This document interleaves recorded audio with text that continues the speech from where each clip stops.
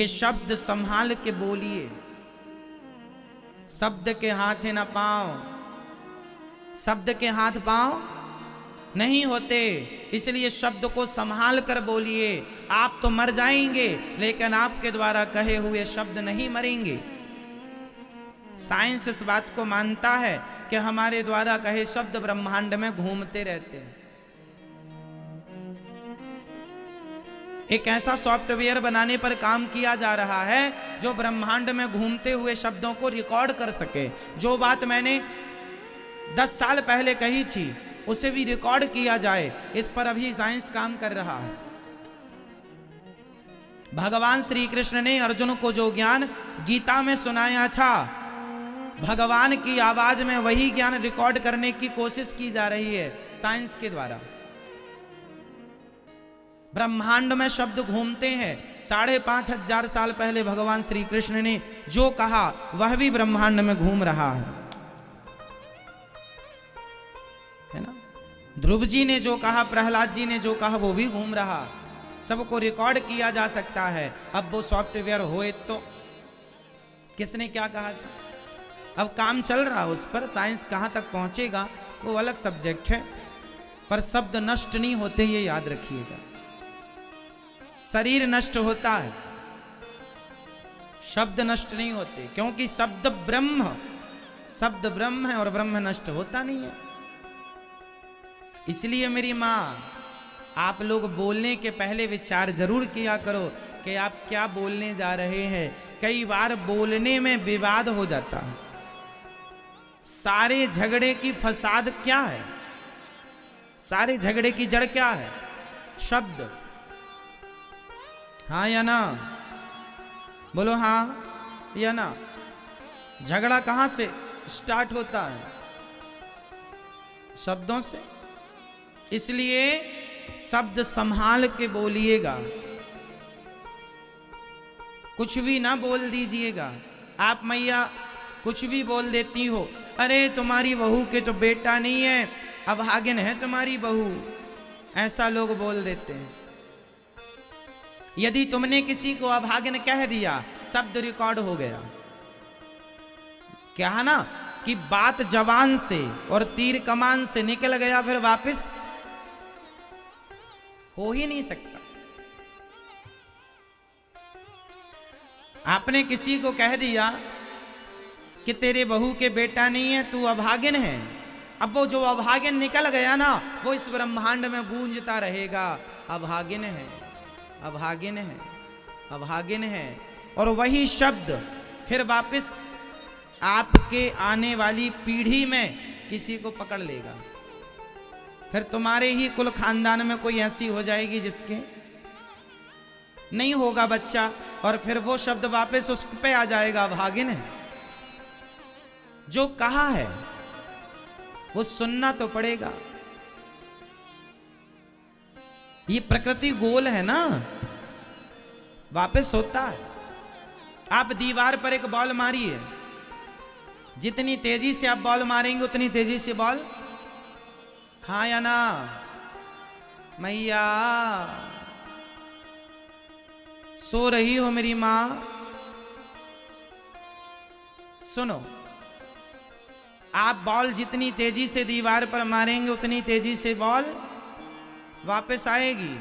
यही प्रकृति का संतुलन है। आप जो शब्द कहते हैं वह शब्द आपकी तरफ बड़ी तेजी से वापस आते हैं।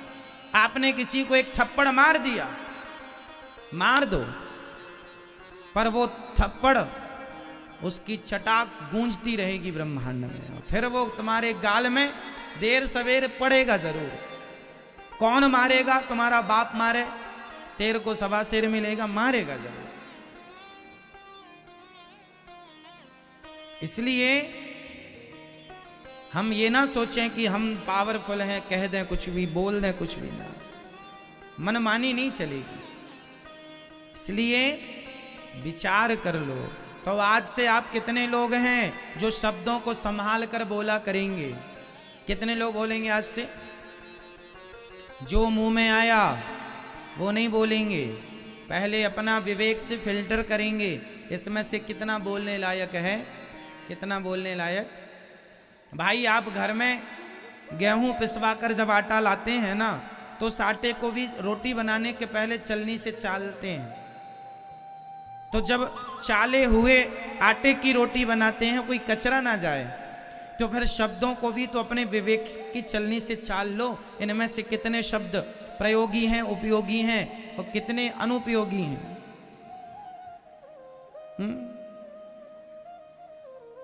सही है ना मेरी माँ? तो शब्द संभाल के बोलिएगा।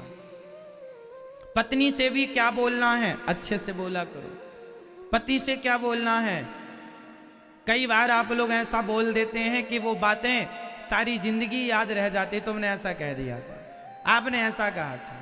पति पत्नी में ही ऐसी बातें हो जाती हैं। कई बार गुस्से में कुछ निकल आता है, जिससे गुस्सा तो ठंडा हो जाएगा 10 मिनट में, पर वो बात जो निकल गई सामने वाला पकड़ लेगा, वो सालों तक वो बात को पकड़े चलाएगा। तुमने ऐसा कहा था, जबकि वो बात गुस्से में कही गई थी, पर फिर भी चूंकि निकल तो गई है।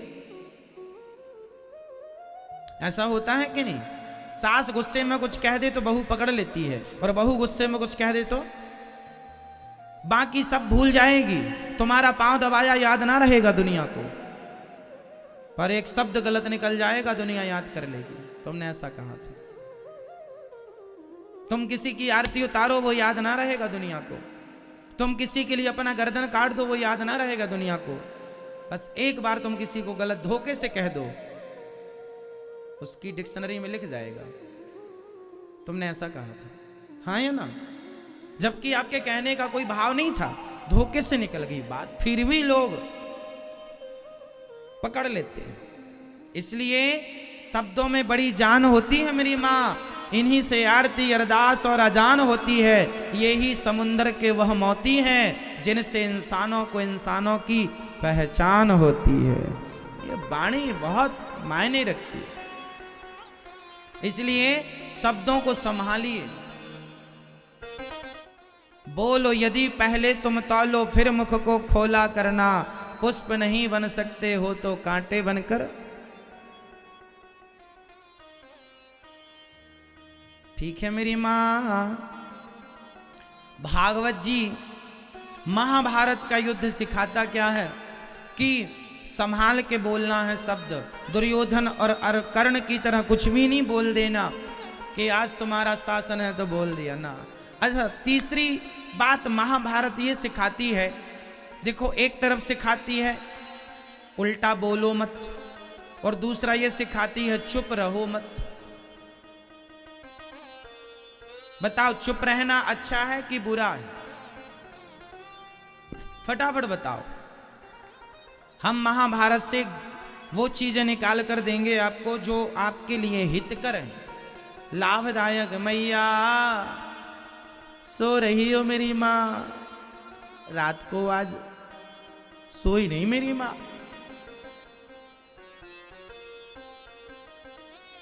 बताओ चुप रहना अच्छा है कि बुरा है? जोर से। अच्छा है? चलो आप कह रहे हैं अच्छा है, तो भरी सभा में द्रौपदी की साड़ी खिंच रही है, वो हेल्प के लिए, मदद के लिए चिल्ला रही है, और भीष्म पितामह चुप हैं, तो ऐसा चुप होना सही है?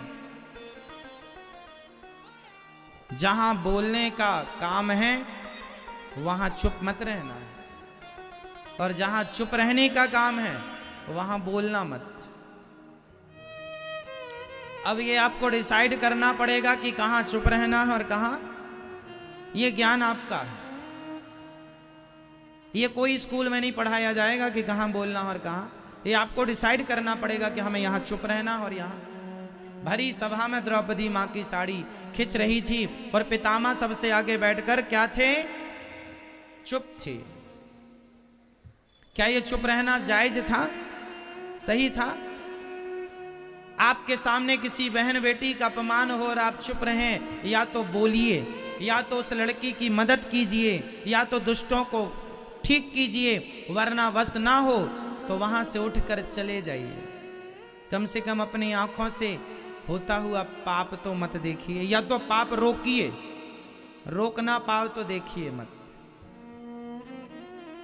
बोलना कहाँ है? विचार लो। पितामह नहीं बोले तो बाणों की सैया मिल गई। इसलिए आप लोग जहां जरूरत पड़ेगी वहां बोला करेंगे। यदि आपकी पत्नी के साथ गलत हो रहा है, आपकी मां, आपके पिता, आपके भाई, आपकी भौजाई यदि आपकी पत्नी को टॉर्चर कर रहे हैं, किसी विषय को लेकर परेशान कर रहे हैं, तो भले आपके भाई हैं, आपकी मां है, आपको उस समय सत्य का साथ देना चाहिए। यदि आपको पता है कि मेरी पत्नी सही है फिर भी उसे परेशान किया जा रहा है, तो उस समय आप अपनी पत्नी का ही पक्ष लें। यदि आपको पता है कि आपकी मां सही है और आपकी पत्नी उन्हें टॉर्चर कर रही है, परेशान, तो आपको अपनी मां का पक्ष लेना चाहिए। मतलब पितामह की तरह चुपचाप तमाशा ना देखना, सदा सत्य के साथ खड़े होना। जो व्यक्ति सत्य के साथ खड़ा होता है भगवान उनके साथ खड़े हो जाते हैं। दुर्योधन पांडव सत्य के साथी थे, इसलिए भगवान उनके साथी थे। इसलिए हमेशा पक्ष किसका लीजिएगा? सही का, सत्य का। सत्य यदि तुम्हारी पत्नी सही है तो उसका लो, मां सही है उसका लो। कोशिश ये करो कि हम सत्य के साथ रहें, किसी प्रकार से किसी पर अत्याचार ना हो, ना हम अत्याचार करें ना हमारे द्वारा इस अत्याचार को सहन किया जाए। ठीक है, पितामह ने चुप्पी साध ली, बाणों की सैया मिल गई।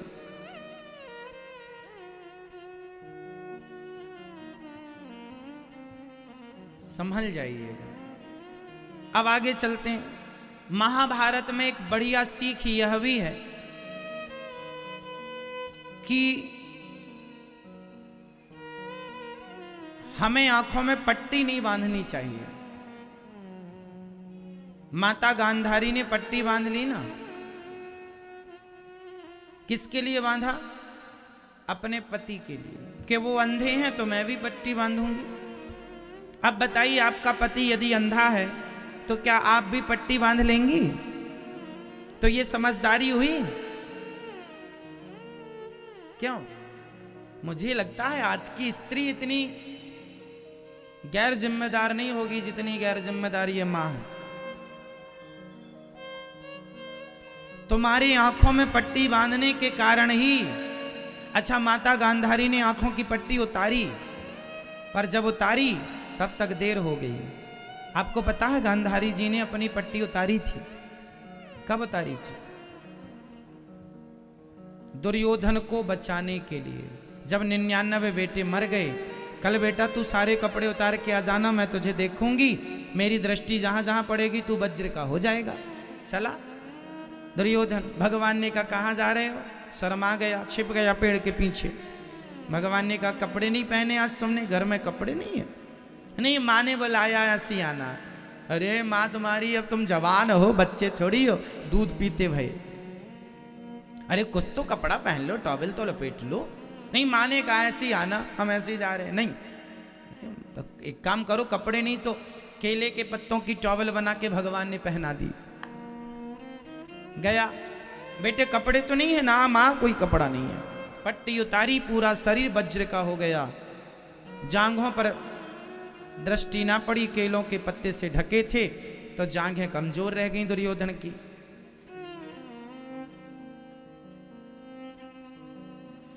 गांधारी मां ने पट्टी उतारी थी इसलिए कि मैंने जीवन भर जितनी तपस्या की है, पतिव्रता नारी का सारा पुण्य मैं अपने पुत्र को दे दूंगी ताकि मेरा पुत्र अमर हो जाए। क्यों? दुर्योधन जैसे बेटे को अमर करना चाहती है गांधारी, ताकि और महिलाओं के कपड़े उतारता रहे। ऐसे बेटे के लिए तुम आंख खोल रही हो मेरी मां। आपने अपनी आंखों की पट्टी उतार दी ना मां गांधारी आपने। यदि ये पट्टी आपने तब उतारी होती जब द्रौपदी की लाज लुट रही थी, द्रौपदी की लाज लुट रही थी, तब पट्टी उतार करके तुमने अपने बच्चों को सही रास्ता दिखाया होता, तो आज तुम्हें पट्टी उतारने की जरूरत ना पड़ती। यहां पर मां गांधारी ने पट्टी तो उतारी आंखों की, पर उतारने में जरा देर हो गई। आप लोग भी अपनी आंखों की पट्टी समय से उतार लेना। पुत्र मोह पुत्री मोह में ना पड़ जाना। जब तक अक्कल आएगी तब तक बच्चे बिगड़ जाएंगे। समय से बच्चों को संस्कार, समय से बच्चों को वो ज्ञान जो उन्हें मिलना चाहिए। आजकल बच्चों को शिक्षा तो मिलती है, संस्कार नहीं मिलते, जिसके कारण समाज गलत रास्ते पर चला जा रहा है। आपको क्या लगता है स्कूल में ही पढ़ाएंगे सब? स्कूल में ही पढ़ाएंगे सब? स्कूल में कुछ ना पढ़ाया जाएगा। संस्कार स्कूलों के आश्रित ना रहिएगा, संस्कार घर पे ही दीजिएगा। स्कूलों में तो गा से गधा पढ़ाते हैं।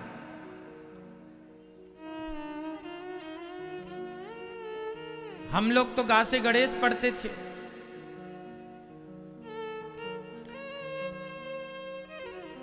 आ से अनार पढ़ाया जाता है, जबकि होना चाहिए आ से अर्जुन पढ़ाया जाए। अर्जुन का कर्ण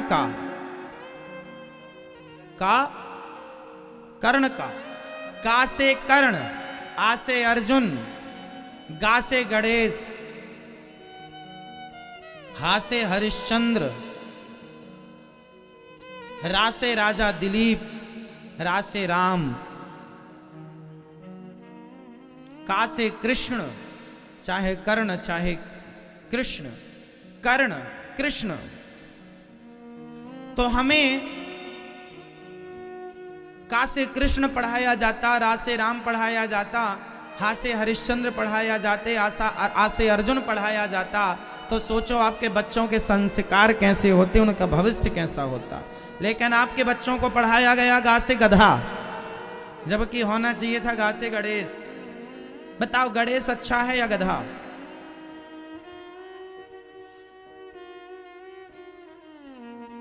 अनार का आम का। अनार आम तो हमें बाद में पता चल ही जाएगा कि अनार है और ये आम।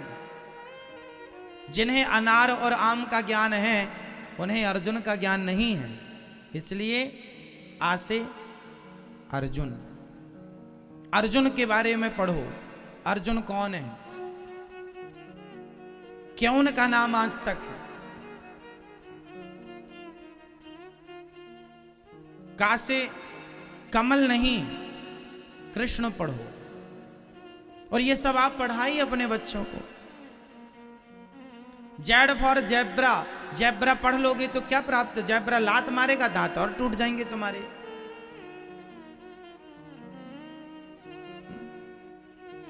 इसलिए जरूरत इस चीज की है कि आप अपने बच्चों की जो पढ़ाई है, शिक्षा है, उसमें संस्कार आप डालें। स्कूल नहीं डाल पाएगा,